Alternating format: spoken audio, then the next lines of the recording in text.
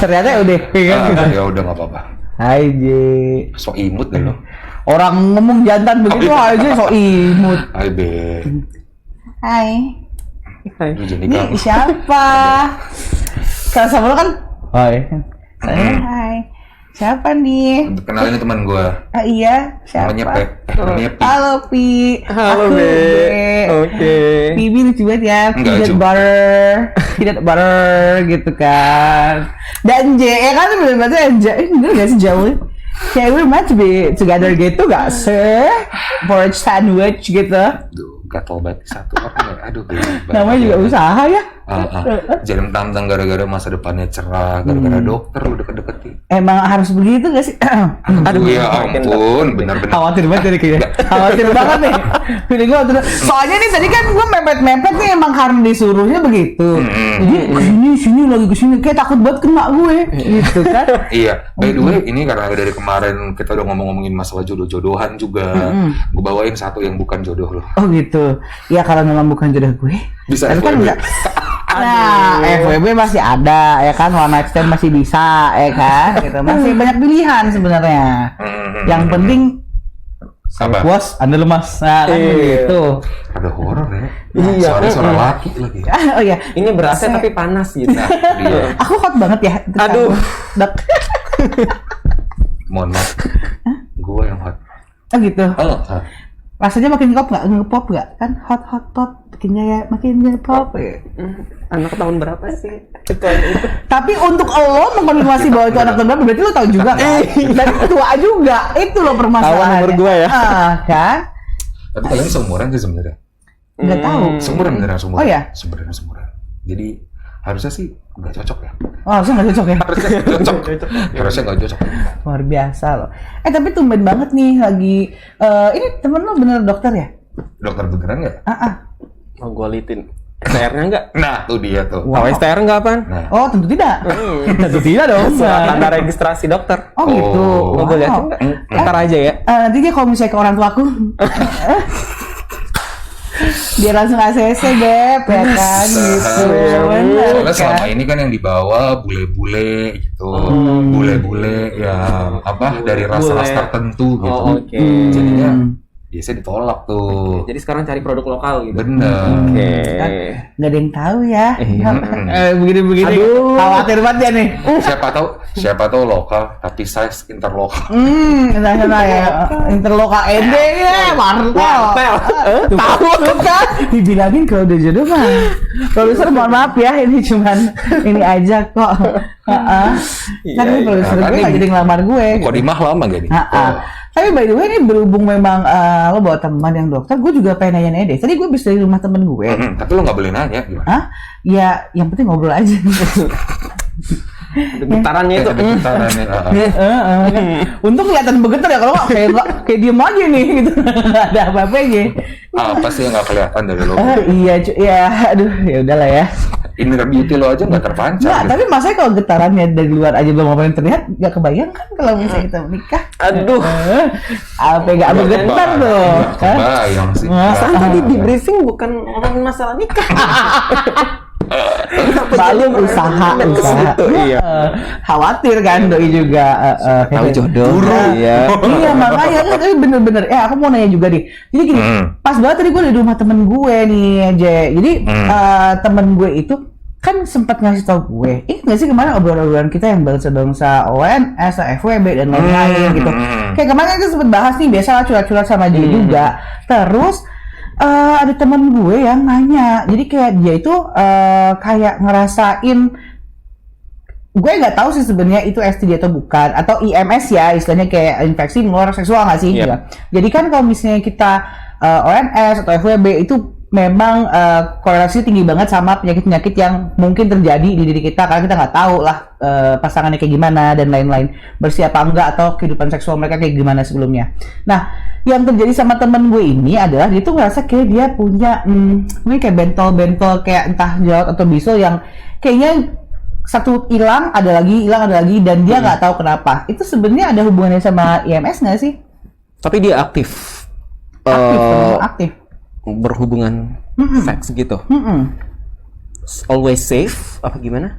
Setahu aku sih dia tuh punya pacar, cuman kayaknya dia punya pacar tuh emang sama pacarnya doang, cuman Ini mungkin cewek ya? cewek nih. Oke. Nah itu udah gitu pas udah ya mungkin belakangan ini jadinya mungkin ya adalah mungkin ganti-ganti. Tapi kalau setahu aku kayak sebelumnya sih dia kayak selalu play safe gitu. Nggak tahu nih sekarang kayak gimana, cuman it happened even before she actually broke up with her boyfriend gitu. Tapi dan udah terjadi kayak gitu. Jadi either dianya yang setia nggak kemana-mana tapi pacarnya kemana-mana kan kita nggak tahu gitu loh. Jadi sebenarnya ada nggak sih hubungannya?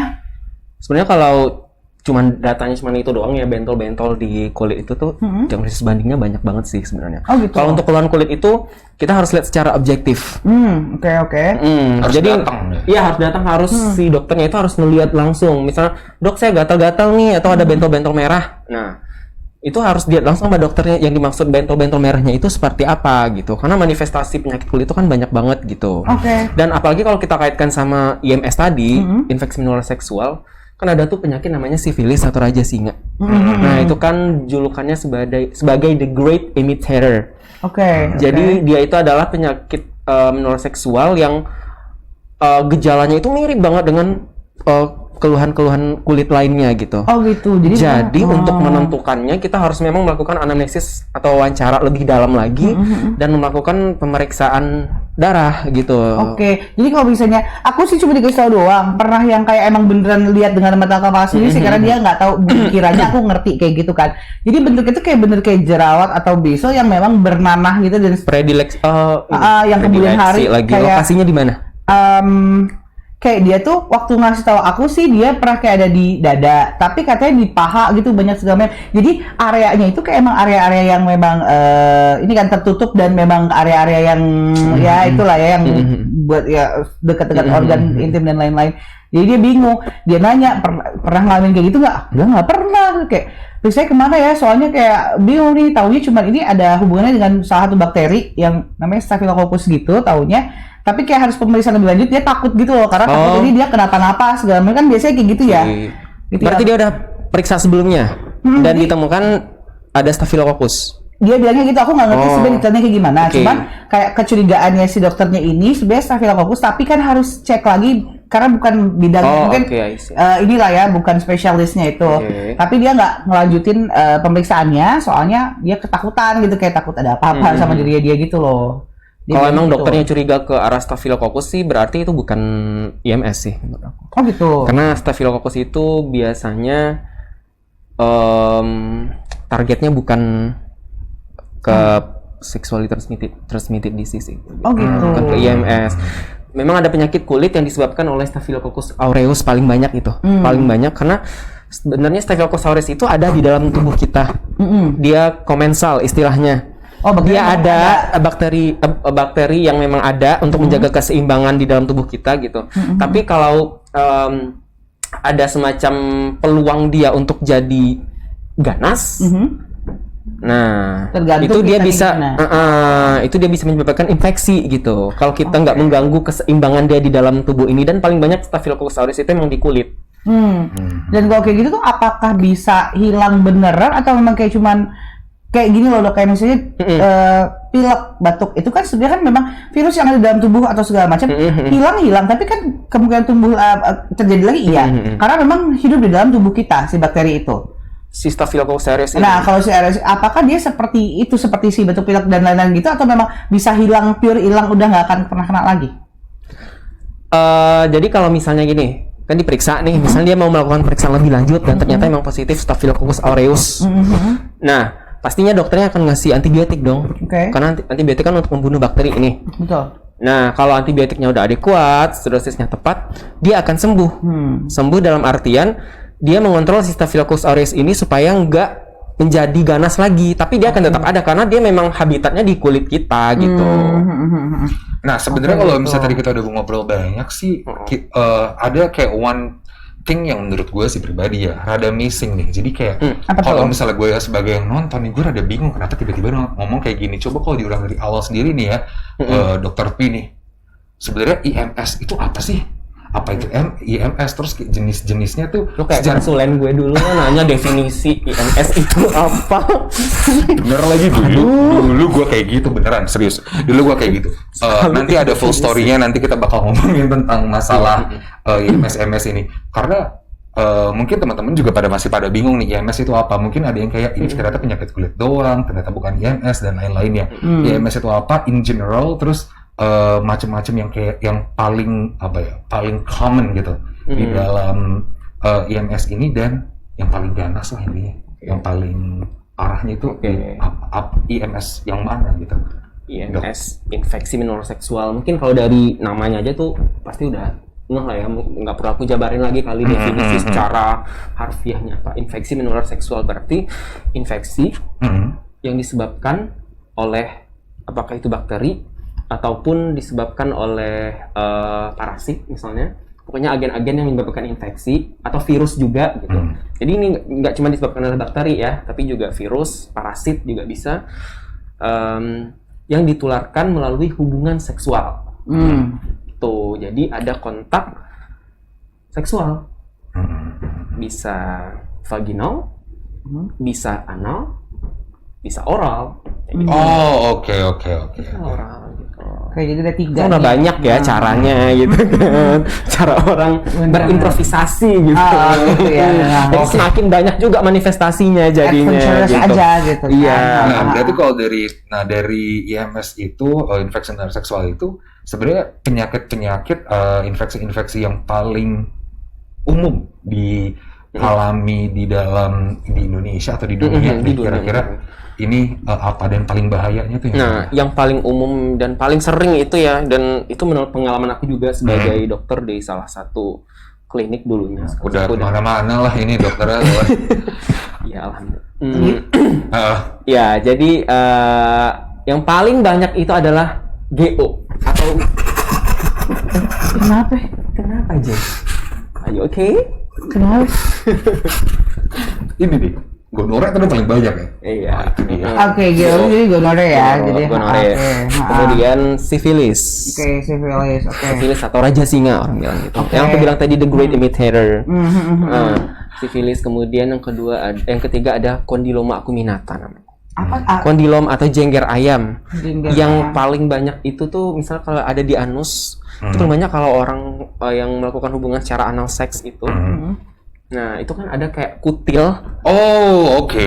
Kutil di anus. Oke. Sakit. Kayak familiar sekali ya. Kayaknya dia tuh familiar sekali sama semua yang diomongin sama Iya, aku nih. tahu juga ini gitu kayak ada semacam flashback gitu. Iya ya. Full story-nya habis penjelasan umum ini ya. Tapi penjelasan umum. kayak Tadi belum selesai. ada 3 nih kan. Yang paling umum. Paling umum Yang paling umum. si GO, Ada lagi? sifilis, si jengger ayam, Kondiloma. Kondiloma. Jengger ayam. Terus, nah kalau yang bahaya banget nih gitu, misalnya yang mungkin sering tapi bahaya, kayak bahaya banget atau gimana nih yang kira-kira mungkin jarang ditemuin tapi sebenarnya bahaya banget dan yang nggak tahu nih gimana dari. Kalau kita ngomong antara yang 3 tadi itu, sebenarnya kalau penanganannya cepat dan tepat itu sih nggak bahaya gitu. Oh gitu. Nah, kecuali kalau misalnya ini kan infeksi nih ya, kata kuncinya ini infeksi. Infeksi itu kalau tidak diobati, tidak ditreatment secara adekuat, secara tepat, itu kan nanti si bakteri atau agen infeksinya itu berkembang biak terus. Yang awalnya di satu tempat lokasi aja, terus menyebar akhirnya ke darah, akhirnya sampai sepsis istilahnya itu infeksi yang sudah menjalar lewat pembuluh darah udah ke semua bagian tubuh. Nah itu bisa menyebabkan kematian. Oh jadi sebenarnya kalau misalnya ditangani dengan tepat dan cepat itu oke, tapi bahkan sebenarnya ada juga kejadian yang sampai nggak sembuh dan bahkan menyebabkan kematian. Bisa, ada. Gitu. Oke. Terus kalau misalnya IMS ini kan kita ngomongin IMS nih ya. Nah sebenarnya yang paling common, yang paling sering itu terjadi di pria atau wanita sih sebenarnya? Kalau berdasarkan pengalaman aku ya, itu paling banyak sih terjadi pada pria. Tapi aku sempat dengar nih, bahwa ada beberapa penyakit yang kayak cewek itu ngerasain, si wanita ini merasakan. Tapi kalau misalnya, si cewek ini punya penyakit itu, tapi dia tidak bisa merasakan gejalanya. Tapi giliran misalnya dia kontak seksual sama laki-laki, laki-laki itu yang baru mungkin semalam, besoknya dia udah bisa ngerasain gejala yang ditimbulkan dari penyakit yang dibawa sama si cewek itu. Bener nggak sih kayak gitu? Nggak selalu sih. Nggak selalu. Cuma apakah si wanita itu memang lebih tidak bisa merasakan gejala atau gimana sebenarnya? Apa sama aja sebenarnya? Kayak aku lupa ya nama penyakitnya apa. Cuma ada kayak si bakteri ini berkembang dalam waktu 7 sampai 21 hari. Kalau cowok yang kena, dia besoknya kencing aja udah sakit. Aku lupa apa mungkin sih itu atau lupa. Nah, tapi kalau cewek, katanya itu dia nggak ngerasain gejala itu. Itu IMS atau itu cuman infeksi saluran kemih, ISK. Oke. Kalau ISK beda lagi bakterinya. Oke. Tapi dia termasuk IMS juga? Oh enggak. Kalau ISK itu memang pure. Tadi kata kunci IMS itu adalah sexual intercourse. Terus ada itu gitu. Oke. Soalnya aku nggak tahu ya, pernah ada ya temanku yang kayak gitu deh. Dia ngerasa jadi si ceweknya lah ini yang membawa si penyakit ini ke si cowoknya, terus kayak dia nggak berapa hari kok sakit banget kencing dan aku lupa banget maksudnya dia akhirnya di Indonesia tuh penyakitnya entah dia atau apa segala macam. Cuman memang ketahuan dari si cewek ini. Dan sementara cewek ini tidak merasakan gejala apapun. Tapi khusus untuk GO itu bisa tergolong ISK karena dia terjadi di saluran kemih. Oke. Makanya mungkin relatable-nya di situ kali ya korelasinya. Oke. Tapi kata kuncinya kalau GI itu kan harus kencingnya nanah. Kalau ISK itu nggak harus nanah, bisa kencingnya biasa aja. Atau dia berdarah, atau nyeri banget gitu. Wow. Oke. Aduh, berarti khawatir banget ya nih kalau sampai ada apa-apa nih ya. Kalau misalnya soal kesehatan, apalagi ya kesehatan diri sendiri dan memang berkesinambungan banget sama kegiatan seksual kita sehari-hari gitu. Bener banget. Dan yang emang nggak nyaman banget sih. Iya, sebenarnya yang paling jadi big issues gitu di dalam orang-orang yang melakukan hubungan seksual. Serius gitu. karena takut nanti kalau aku sama kamu gak pernah abis ini we're gonna tell our story. not our story, tapi kayak story gua yang dibantu sama Dokter P. Jadi ternyata ada ceritanya nih. Oke, gimana? Mungkin banyak orang yang tahu kalau IMS itu kayak sebatas kayak HIV/AIDS doang. Gitu ya kan, apakah sebenarnya HIV lupa yang ngomongin itu oh iya ya boleh 4 besarnya itu sama HIV/AIDS sekaman itu kah HIV/AIDS so common dan sebenarnya kan kalau gini aku juga sedikit paham karena pengalaman. Jadi emang ada beberapa IMS itu yang tidak bergejala dan ada juga yang bergejala gitu ya, Dok ya? Iya nggak sih? Nah, terus ada IMS yang treatable dan sampai sekarang belum treatable, maksudnya belum bisa disembuhkan gitu. Nah, terus juga ada pertanyaan sih, ada satu stigma gini loh, Dok. Kalau misalnya kita kena IMS, kita tuh nggak bisa sembuh dari IMS itu. Itu bakal stay di dalam tubuh kita terus gitu. Dan nggak bisa, pokoknya intinya nggak bisa hilang deh. Apakah itu benar atau apakah itu benar untuk beberapa penyakit saja atau bagaimana tuh? Kita kira-kira tuh, Dokter P. Ya, itu stigma yang salah ya. Jadi kalau IMS ini kan pasti bakteri atau virus atau parasit yang menyebabkan itu kan dari luar. Nah, dia kan masuk ke tubuh kita itu sebagai tamu yang tadi undang. Bukan jelangkung ya. Malam-malam ini kan. Iya. Abang gagap enaknya apa? Aduh, hati-hati IMS. Kadal. Oh, itu dia. Kadal. Ya, jadi kan gue jadi lupa kan. Iya, tadi ada yang stigma. Iya, sebagai tamu yang tidak diundang kan. Nah, jadi ketika kita kasih pasukan itu adalah obat-obatan kayak antibiotik, antivirus gitu, antiparasit yang untuk mengusir dia secara adekuat gitu, pasukannya bagus gitu ya, udah dilatih banget nih untuk ngebunuh si itu, ya dia akan mati, akan pergi gitu.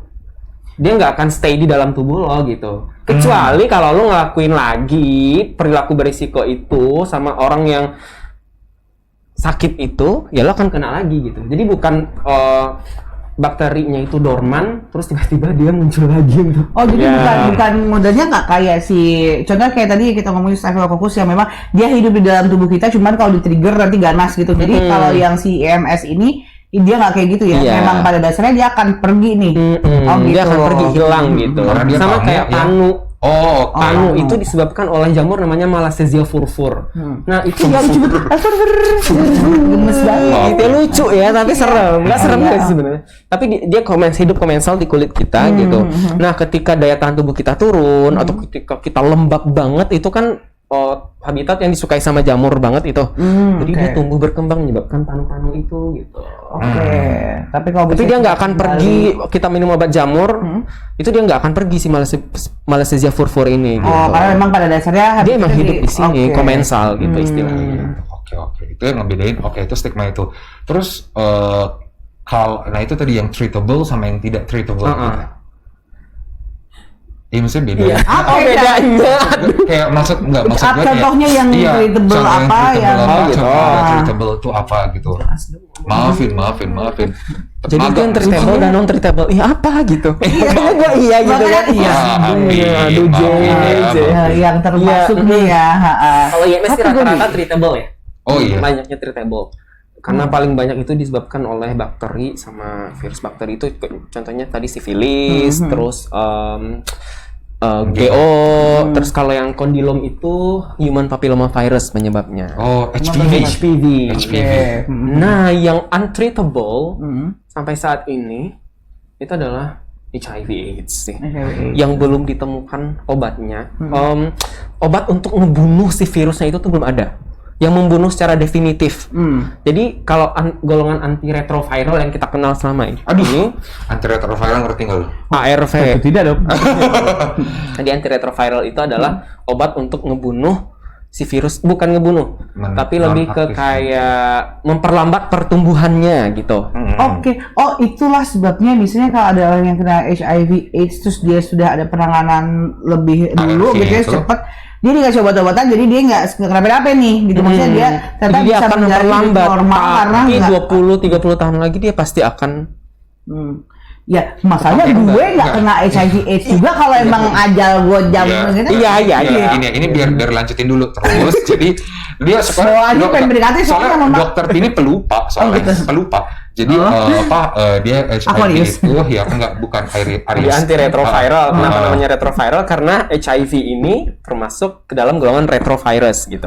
Jadi sekali lagi dia tidak untuk membunuh secara definitif, tapi untuk memperlambat pertumbuhannya. Makanya orang-orang yang cepat, misalnya dia sudah terdiagnosis HIV, terus langsung di-treat dengan retroviral, itu life expectancy-nya tinggi gitu. Tanpa gejala gitu, dia sehat-sehat aja, tapi virus HIV di dalam tubuhnya ada. Nah, itu yang bikin beda sama GO atau tadi kayak GO sekali encus bisa sembuh. Encus. Maksudnya sekali encus. Dok, aku pengen encus dok. Aduh. Jangan sampai di encus GO kan. Ini ada ngomong ya. Nah, terus panas nih. Karena kan berarti dari tadi udah banyak banget. Bukan kalau panas. Banyak ini kan ya. Banyak macam-macamnya juga IMS dan lain-lainnya. Cara mencegahnya. Mencegah supaya kita nggak kena IMS. Yang pasti karena sexually transmitted disease gitu ya, menular seksual. Ya sebisa mungkin dihindari berhubungan seksual yang istilahnya yang ilegal apa sih? Oke. Nah kalau belum sama pasangan yang sah, selain itu abstinensia. Mending kita celebrate aja gitu kan. Sampai ada pasangan yang sah gitu. Kita gimana? Kalau nggak bisa juga lo menahan hasrat, daya dan upaya itu. Yang kesini dong. Tapi pasangan sahnya belum ada gitu ya. Tapi pasangan sah nggak ada baru ke gue. Dan pengen juga. Gimana itu? Ya, use a condom. Pakai pengaman. Ya walaupun memang 100% kondom itu nggak akan melindungi lo gitu. At least akan memperkecil resiko untuk tertular itu. Apakah cuma pakai kondom? versi. Apakah cuma pakai kondom caranya menghindarinya itu? Atau ada lagi nih? Dengar-dengar sekarang ada ini soalnya. Apanya? Vaksin. Oh, kalau vaksin belum semuanya sih yang ada.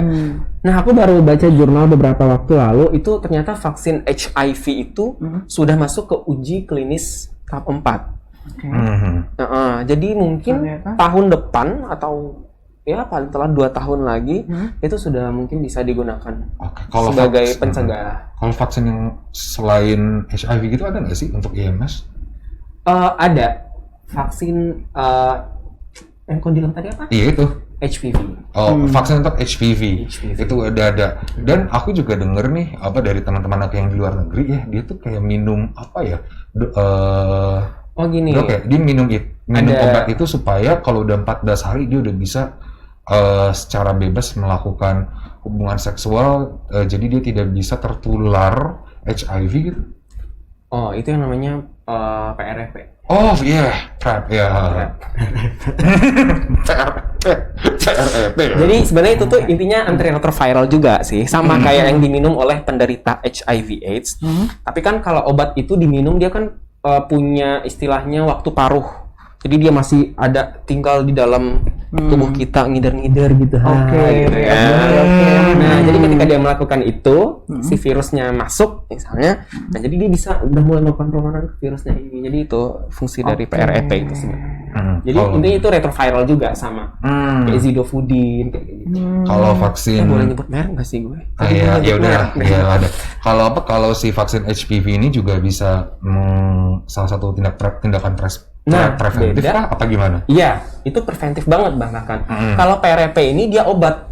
Oh, oke. It is not vaksin, beda. Oke. Kalau vaksin itu dia memang akan memberikan kekebalan yang lebih dan yang lebih kuat dan lebih lama gitu. Dari vaksin COVID kan udah gitu. Jadi kan itu emang dan tahan lama. Denger ya, jadi tebal dan tahan lama. Bener nggak sih? Tadi kan ngomongnya bener. Kebal. Iya, kalau gua ngomongnya kebal dan tahan lama. Gua denger tebal. Lah emang ada aja yang kasus kan begitu. Oke, jadi tindakan preventifnya juga sebenarnya sudah mulai ada gitu ya. Nah, ya tapi ya pasti juga tetap pakai pengaman, itu kondom itu tadi. Ini boleh nanti kalau ada iklan kondom mau masuk. Kalau untuk PrEP, untuk vaksin itu kan maksudnya belum umum ya. Belum umum dan memang untuk kalangan tertentu aja yang tahu dan aware tentang itu gitu loh. Makanya nih kita ada ini supaya teman-teman juga bisa jadi lebih aware nih. Kalau untuk masyarakat secara umum sih tadi aku bilang abstinensi ya sama kondom kalau memang kena kepepet. Nah, jadi ternyata tindakan preventifnya yang bisa dilakukan tuh ada 2 nih ya tadi. Siapa namanya kondom sama si PrEP.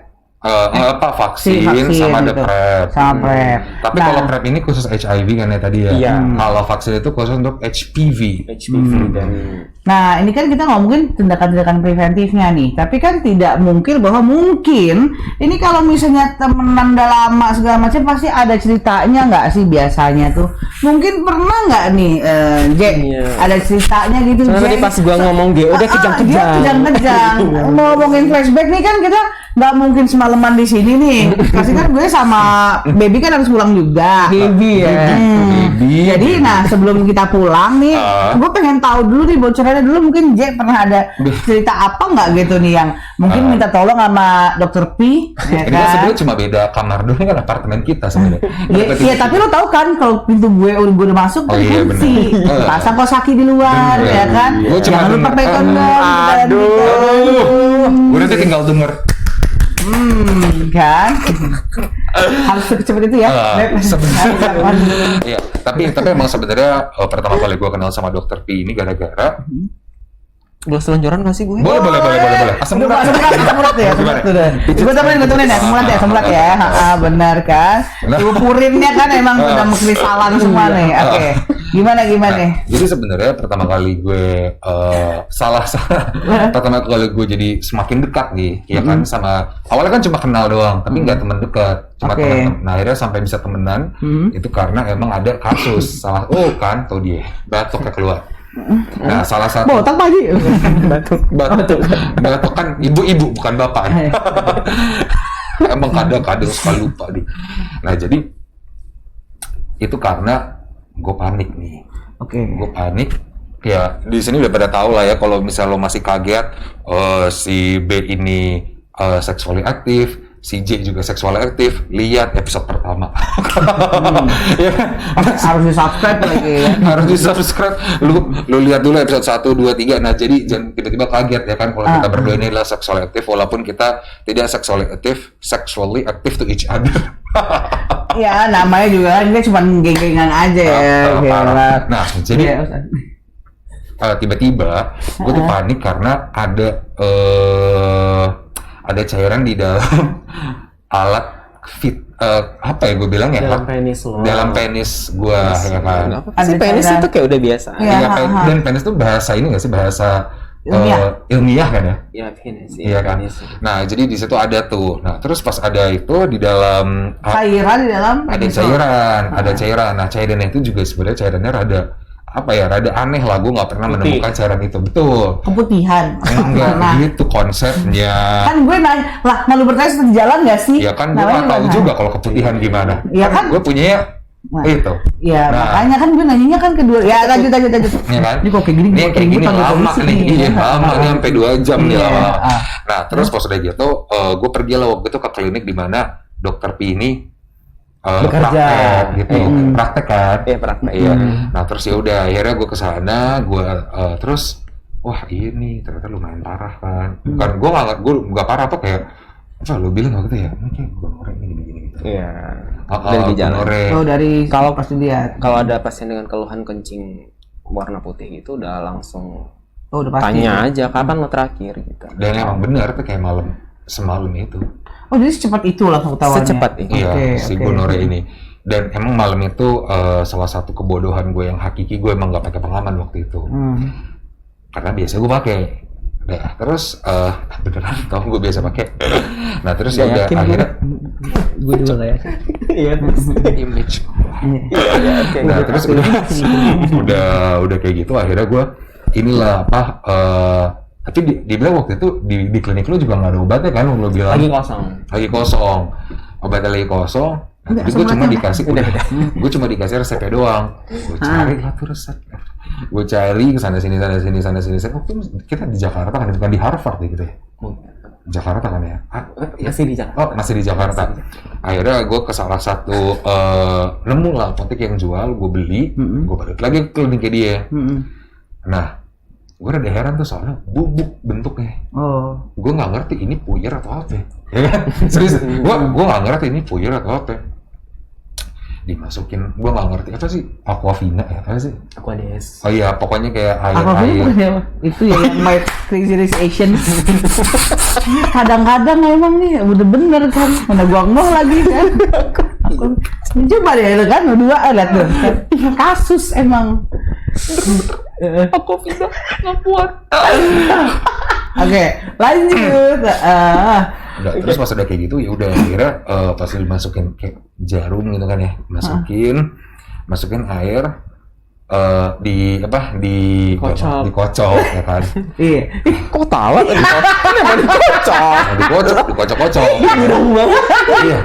Enggak lo ngomong deh. Dikocok. Ngingetinnya gitu banget Dikocok kan, dikocok. Nah terus itu pun sebenarnya dokter ini udah berapa ya? Udah kayak saya sudah berusaha semaksimal mungkin tapi tidak bisa. Ya kan? Maaf dosis. Gak apa slow nanti paling dibip. Terus pas udah gitu, tapi slow aja sih ya. Menurut gue slow, terserah big boss nanti kayak apa kagak. Terus udah dikocok gitu, padahal sebenarnya dokter P ini udah baik, gara-gara dia udah gini, diganti jarumnya. Iya kan? Diganti kan jarumnya. Karena jarum gimana sih, gue nggak ngerti. Karena kan gini, spetnya itu kan 10 cc karena kita harus mencairkannya sama 10 cc. Aquafina tadi. Aquafina. Iya. Si artis itu musik cairin kan. Udah pernah lihat jarum 10 cc belum? Pernah. Nah, itu kan rada-rada ya. Jadi aku ganti sama yang 3 cc biar encusnya lebih enak gitu. Oh gitu. Biar lebih lembut pas mencusnya gitu. Saya takut kan biasanya ada yang masuk aja tebel-tebel kayak agak khawatir Nanti gitu dia teriak gitu. Kalau Nanti misalnya semua aku kan pasien mungkin aku- biasa Oh, kali iya, ya di iya. jus yang tebel-tebel. Kalau situ kan mungkin agak capot ayam gitu. Enggak, gue kan lagi kayak gitu paling gitu kan. Sakit gitu ya. Sakit gitu. Capot ayam gitu. Nah, terus pas udah kayak gitu tuh ya. Akhirnya gue disuntik pun gue yakin pasti lo kalau punya lo punya bokong, lo ngerti bokong rileks sama bokong gak rileks. Iya kan? Tahu kan? Ngerti gak sih? Sebenarnya ngerti, cuman kalau kita suruh sekarang bayangin, lu ngerti kan? Bedanya bokong sih juga oke ya. Saya sudah ngerti kan? berusaha membayangkan semaksimal mungkin. Nah, jadi kalau misalnya bakal kelihatan dan si dokternya kayak relax gitu kan? Relax, jangan tegang. Makin tegang masih gitu sama dokter. Ya iyalah. Masalahnya kan Kayak semakin dia bilang jangan tegang, Tenang aja gitu. Emang bakal kenapa nih? Kan gitu. Tapi emang bener kalau misalnya dia kenanya ke otot tuh lebih sakit kan sebenarnya daripada kalau gue relax kan. Tapi yang paling enak tuh memang di bokong karena di situ lapisan lemaknya kan lebih tebal gitu. Jadi kayak nggak lebih Ini gue nggak terasa gitu. Kenapa kedap-kedip Dibandingkan di sini atau di paha, itu lebih lagi. Tapi pada dasarnya bisa sebenarnya mau di sini atau di Bisa, paha bisa. gitu. Cuman memang akhirnya pilihannya di bokong karena lapisan kulit lebih tebal. Iya, lebih nggak sakit gitu. Nah, iya kan. Nah, akhirnya gue diinjeksi lah di bokong di kliniknya Dokter P, bukan kliniknya sih, klinik di praktek. Orang lain gue praktek di sana. Gitu. Tapi doain ya. Iya, semoga Tuhan diri. Iya, Semoga doain. Ya, Beb ya. Iya, bagus banget. Iya. Nah, terus dan itu ACC guys. serius nggak bohong ya, sakit banget, Sakitnya di mana? sakit di sini lagi di pantat sakitnya. Sakitnya tuh di sini. Gue kira dia menyanyi itu. Bilangin kalau kita mau jodoh. Oh jadi Parah. ternyata sakit ya memang. Perih, bukan sakit tapi perih banget parah. Kayak lo punya luka terus luka lo langsung kayak ituin pakai alkohol gitu. Kenikmatan lo berhubungan seksual selama beberapa menit ditimpalin lagi pakai suntikan yang berapa lama tuh sakitnya kan? Enggak, dan emang bikin pegal banget sih. Dulu tuh kayak bukan kayak nyeri, nggak ngerti, pokoknya nyeri lah intinya bokong gue. Setelah itu, iya. Kan targetnya otot ya, jadi pasti bakalan pegel. Kayak lo Iya. vaksin COVID kemarin itu kan, Saya rada-rada pegal. 1 cc gitu dong, pegel banget. 1 cc, ini berapa? 10 ya? 10 10. Nah itu dia. Itu sesakit itu. Vaksin buat warga. Iya, sesakit itu. Dan ya udah, akhirnya dari situ gue jadi banyak belajar masalah tentang infeksi menular seksual dari Dokter P. Karena emang gue harus sadar diri karena Saking gue adalah aktifnya. orang yang seksually aktif dan gue juga harus bisa responsibel dong. Sama setidaknya diri gue sendiri deh. Oke. Gitu. Sudah ada satu lagi cerita nih, kalau masih punya ada waktu, masih dikasih nggak nih? Nggak dikasih, ya udah deh. Ya udah udah kelar berarti. Oh iya, benar juga nih. Tapi ya berarti, aduh thank you banget tuh Dokter Pi udah main-main bareng sama dia. Gue jadi tahu nih kan jadi info-info kayak gini. Jadi kalau misalnya untuk teman-teman juga yang mungkin akan nonton dan tahu nih memang mereka sexually aktif dan lain-lain, udah tahu cara cegahnya gimana, terus penyakit-penyakit yang memang ternyata common gimana, dan lebih ke sayang diri sendiri aja kali ya, mesti responsible to yourself dan segala macam. Bahkan kalau perlu secara berkala tes nggak sih? Karena kita kan nggak tahu pasangan kita kemana gitu kan. Mungkin kita ngerasa kita kasih nggak kemana-mana, yang ono jajan, kan kita nggak tahu resikonya di kita juga. Jadi ya kan gitu aja sih. Iya benar banget. Jadi jangan sampai untuk teman-teman yang lagi nonton untuk terinfeksi nih sama si IMS ini. Kalau bisa seumur hidup gak usah lah ya bersentuhan sama IMS. Kalau terinfeksinya sama keseruan kita sih nggak masalah ya. Itu wajib. Harus. Tetep ya lucu loh. Iyalah. Pokoknya nanti kita bakal ada bahasan yang lebih berfaedah lagi karena dari episode 1, 2, 3 kayak faedahnya Makin ada kesini, minus. sebenarnya faedah semua. Faedah. Cuman kita berusaha mengembangkan potensi diri lah ya sana. Gitu kan, namanya juga cari viewers kan ya. Iya benar, supaya bisa apa? Biar dapat AdSense. Pedih banget tuh, kayak vaksin. Kayak suntik GO. Buset kalau di sini kan pedih banget. Aduh, tapi ya udah kalau gitu deh. Thank you banget nih ya buat Dokter Pi juga sharing-sharing juga nih. Aduh, ya udah kita udahan dulu deh. Ini pulang dulu. Nggak mau sama dia aja. Geli gua liatnya.